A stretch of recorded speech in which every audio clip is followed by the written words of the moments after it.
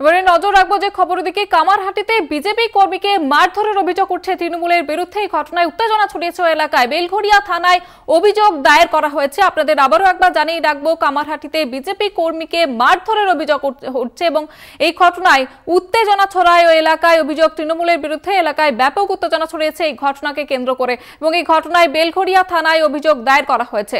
আপনাদের আবারও একবার জানিয়ে রাখবো, কামারহাটিতে বিজেপি কর্মীকে মারধরের অভিযোগ। কামারহাটি পুরসভার 30 নম্বর ওয়ার্ডে এই ঘটনাটি ঘটেছে। এই ঘটনায় উত্তেজনা ছড়িয়েছে ওই এলাকায় এবং বেলঘড়িয়া থানায় অভিযোগ দায়ের করা হয়েছে ওই বিজেপি কর্মী তরফ থেকে এবং এই পুরো ঘটনার কিন্তু অভিযোগ উঠছে তৃণমূলের বিরুদ্ধে।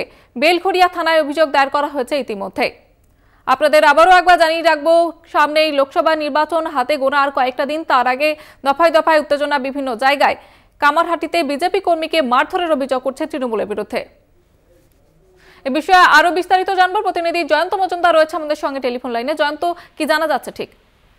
হ্যাঁ দেখো, গতকালকে বিজেপির তরফ থেকে শিলভদ্র দত্ত প্রার্থী হয়েছেন এবার দমদম লোকসভা কেন্দ্রের এবং কামারহাটি পৌরসভার 30 নম্বর ওয়ার্ডে সেই বিজেপি কর্মী যখন সেই শিলভদ্র দত্তের পোস্টার লিখতে যায়, সেই সময় কিন্তু তৃণমূল আশ্রিত একদল দুষ্কৃতী তাদেরকে বলে যে এখানে কোনো শিলভদ্র দত্তের নামে কোনো দেওয়াল লেখা চলবে না।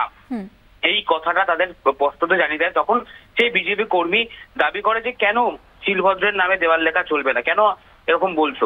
তার পরিপ্রেক্ষিতে কিন্তু তৃণমূল কংগ্রেসের কর্মীরা কিন্তু তার উপরে চড়াও হয় এবং তাকে বেধড়ক মারধর করে, এমনটা কিন্তু অভিযোগ করছেন বিজেপি কর্মীরা। এবং এর পরিপ্রেক্ষিতে কিন্তু ঘটনায় উত্তেজনা তৈরি হয়, এলাকায় উত্তেজনা সৃষ্টি হয় এবং এরপরেই তাকে নিয়ে যাওয়া হয় স্থানীয় সাগর দত্ত হাসপাতালে, তার মেডিকেল করানো হয়। তারপরে কিন্তু বেলঘড়িয়া থানার পুলিশের কাছে এফআইআর দায়ের করা হয় এবং তিনি চাইছেন যে এর আগেও তিনি বিজেপি করতে তৃণমূল আশ্রিত দুষ্কৃতীরা তাকে হুমকি দিত, তার পরিবার হুমকি দিত যে এই এলাকায় কোনো বিজেপি করা চলবে না।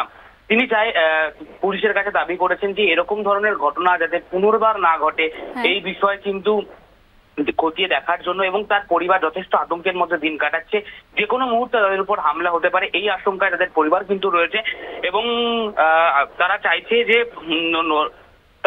যে এই আতঙ্ক বা এই যে বারবার হুমকি, সেই হুমকি থেকে রেহাই পেতে। ধন্যবাদ জয়ন্ত।